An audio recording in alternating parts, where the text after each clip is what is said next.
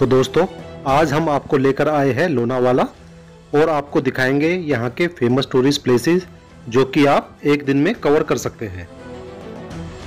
वैसे तो आप साल भर लोनावाला आ सकते हैं, पर लोनावाला घूमने का बेस्ट टाइम है मानसून सीजन, जब आप यहाँ की खूबसूरती और वाटरफॉल्स को अच्छी तरह एंजॉय कर सकेंगे।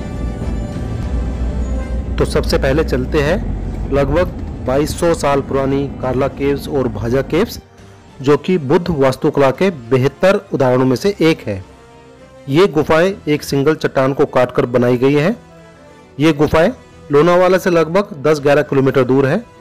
तो सबसे पहले हम आपको लेकर चलते हैं कार्ला केव्स।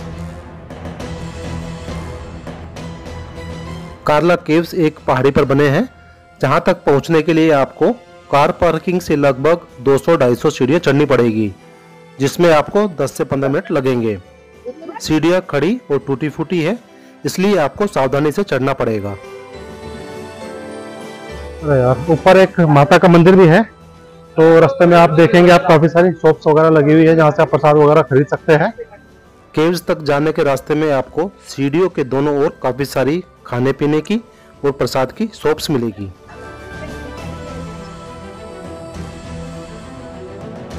तो अब हम पहुंच गए कार्ला केव्स, और यहाँ तक पहुंचने के लिए आपको लगभग 10 मिनट स्टेज चढ़ के आना पड़ेगा।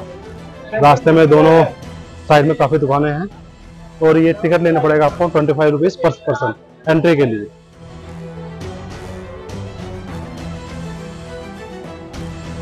This is the ticket.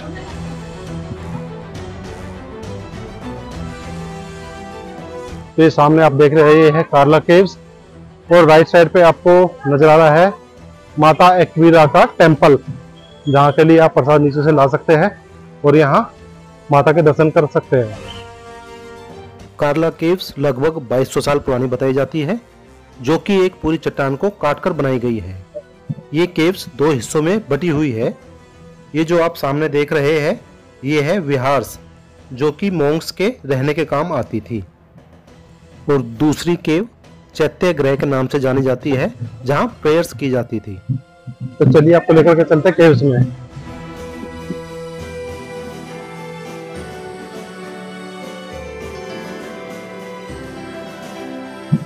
ये केव्स बनाई गई है पूरी चट्टानों को काट काट करके, और आप देखिए यहाँ कई कलाकृति करी गई है। ये आपको दिखाते हैं दीवार के ऊपर बुद्ध जी का, गौतम बुद्ध का आप देख सकते हो कलाकृति। और ये काफी कुछ अंदर भी केव्स ही है, जो कि बंद कर रखी है अभी। ये केव्स विहार के नाम से जानी जाती है, जहां मोंक्स रहते थे। अब आके लेके चलते ऊपर केव्स में। ये है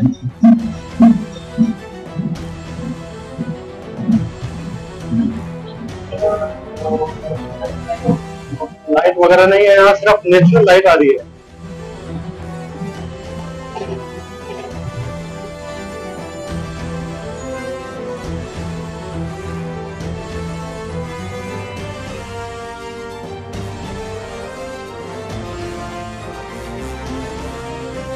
नीचे की तरह ही ऊपर फर्स्ट फ्लोर पर भी काफी सारे छोटे छोटे रूम्स बने हुए हैं। यहाँ रोशनी की कोई व्यवस्था नहीं है। रोशनी के लिए चट्टानों को काटकर विंडो बनाई गई है।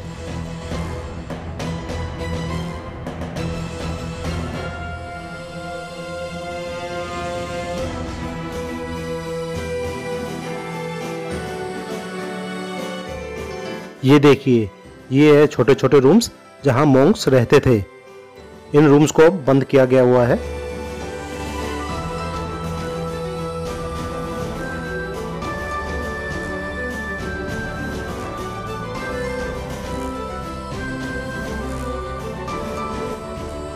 और ये सामने है माता एक्वीरा देवी का मंदिर, जो बताया जाता है कि पांडवों ने अपने वनवास काल में बनाया था। ये मंदिर पांडवों ने एक ही रात में बनाया था। एक्वीरा देवी को रेणुका माता का अवतार माना जाता है, जिन्हें भगवान परशुराम की माता माना जाता है। कोली मछुआरों और स्थानीय जनजाति के लोगों में इस मंदिर की काफ़ी मान्यता है, और रोज काफ़ी लोग माता का आशीर्वाद लेने इस मंदिर आते हैं। मंदिर के साथ ही है मुख्य गुफा चैत्यगृह का एंट्रेंस। गेट के एंट्रेंस पर लेफ्ट साइड में एक ऊंचा पिलर है जिस पर अशोक चक्र वाले 3 शेरों की मूर्ति देखी जा सकती है।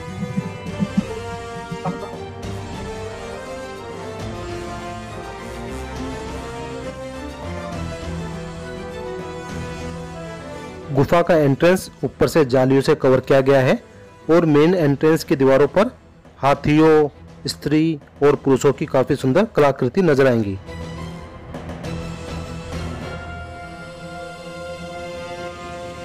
ये चैत्यगृह इंडिया की सबसे बड़ी बौद्ध गुफा बताई जाती है जो कि 15 मीटर चौड़ी और 16 मीटर ऊंची है। गुफा के एक सिरे पर एक बड़ा सा स्तूप बना हुआ है। गुफा के अंदर 37 पिलर्स बने हुए हैं, 15-15 गुफा के दोनों साइड में और 7 पिलर्स स्तूप के पीछे बने हैं। पिलर्स के ऊपर हाथियों और स्त्री पुरुषों के सुंदर कलाकृतियां बनाई गई हैं।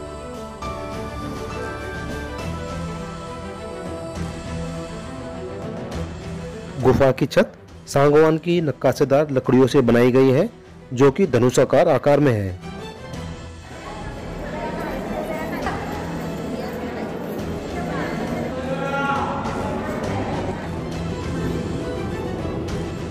तो दोस्तों, कार्ला केव्स के बाद अब हम चल रहे हैं भाजा केव्स जो कि यहाँ से लगभग 10 किलोमीटर के डिस्टेंस पर है। तो अब हम पहुंच गए हैं भाजा विलेज और यहाँ से अब सीढ़ियाँ चढ़कर हमें जाना पड़ेगा केव्स तक। केव्स तक पहुँचने के लिए आपको लगभग 20-25 मिनट पैदल ट्रैकिंग करनी होगी।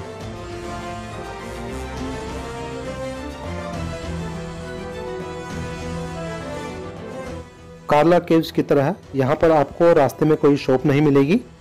रास्ते में आपको सिर्फ एक नींबू पानी वाला मिलेगा जहाँ आप नींबू पानी, कोल्ड ड्रिंक या खीरा आदि ले सकते हैं।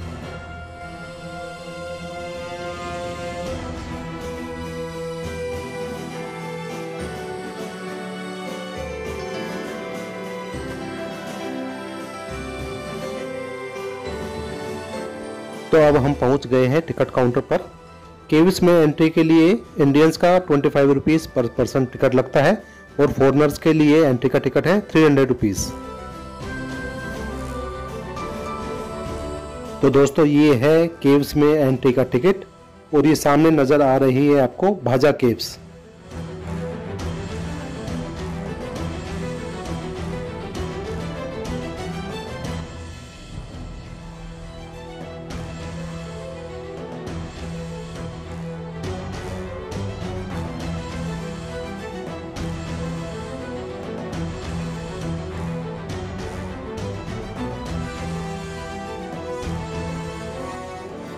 भाजा केव्स में एंटर करते ही सबसे पहले आता है चैत्यगृह जो कि प्रेयर करने के लिए यूज होती थी। कार्ला केव्स की तरह ही इस चैत्यगृह में भी एक बड़ा सा स्तूप बना है और गुफा के दोनों ओर 27 पिलर्स बने हैं। गुफा की छत लकड़ी से धनुषाकार आकार में बनाई गई है।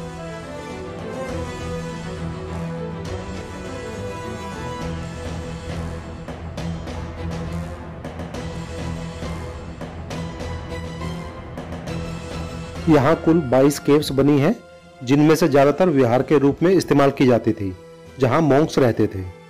ये केव्स डबल स्टोरी टाइप में बनी हुई है जहाँ कुछ केव्स नीचे और कुछ ऊपर जाकर केव्स बनी हुई है।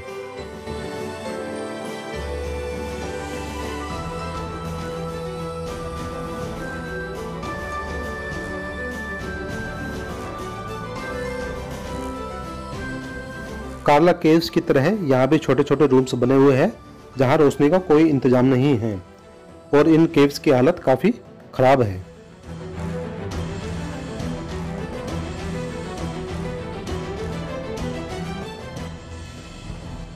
यदि आप बरसात के मौसम में यहाँ आते हैं तो आपको केव्स के ऊपर से कई वाटरफॉल गिरते हुए नजर आएंगे।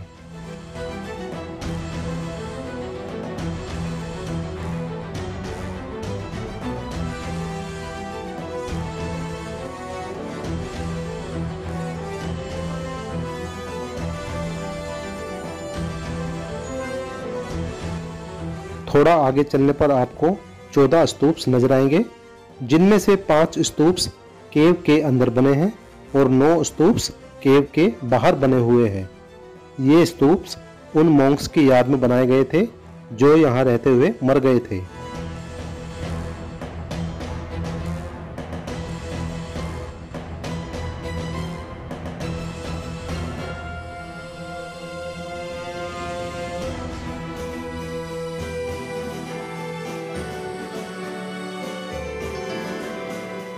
स्तूपास से आगे चलने पर आपको एक और बड़ा सा बरामदा नजर आएगा जिसके बाहर पिलर्स बने हुए हैं और इन केव्स की दीवारों पर विभिन्न प्रकार की सुंदर कलाकृतियां बनी नजर आएगी।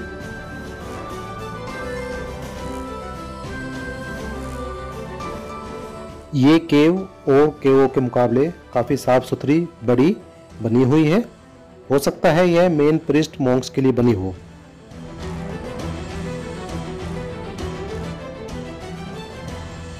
और इसी के साथ कुछ और छोटी छोटी गुफाएं बनी हुई है जो कि स्टूडेंट्स के रहने के लिए यूज की जाती होंगी। तो भाजा केव्स के बाद अब हम आपको लेकर चल रहे हैं लोनावाला के एक बहुत ही सुंदर मंदिर नारायणी धाम में, जिसका निर्माण 2002 में किया गया था। ये मंदिर सफेद संगमरमर से बना। तो फ्रेंड्स, अब हम आपको लेके आए हैं नारायणी धाम। इस सामने आपको मंदिर नजर आ रहा है, ये है नारायणी धाम। और यहाँ पर एकोमोडेशन की भी व्यवस्था है। अगर आप यहाँ रहना चाहते हैं तो यहाँ रूम्स वगैरह भी अवेलेबल है, ये आप देख रहे हैं। और यहाँ शादी वगैरह के लिए भी अरेंजमेंट्स है, कुछ बताते हैं।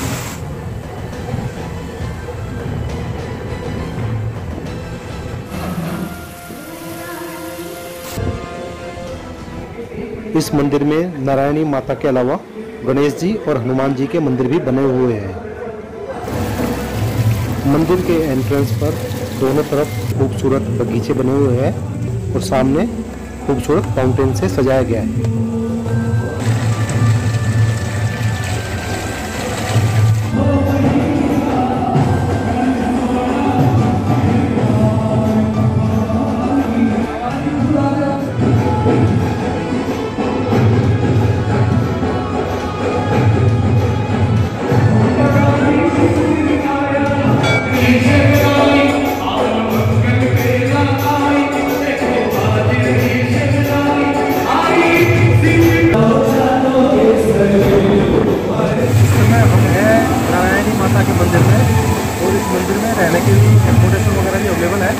यदि आप यहाँ पर रहना चाहें तो ये रूम्स वगैरह है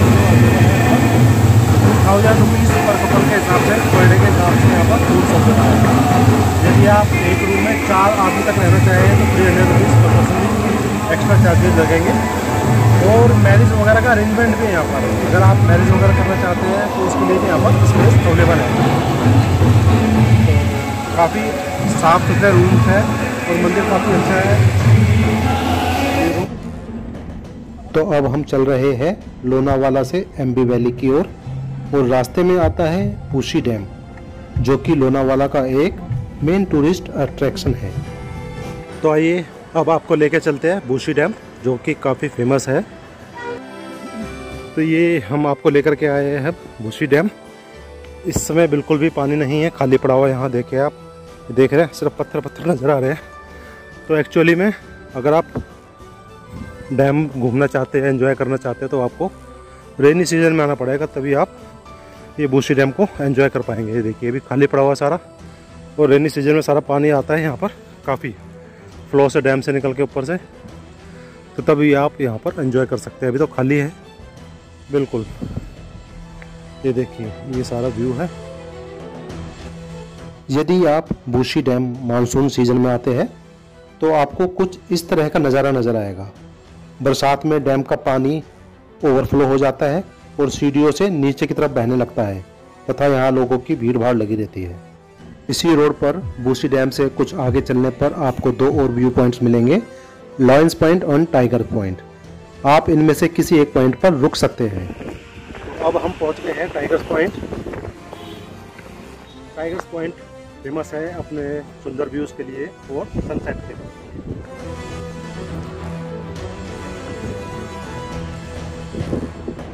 टाइगर पॉइंट से लगभग 200-300 मीटर के डिस्टेंस पर ही है लॉयंस लीप पॉइंट।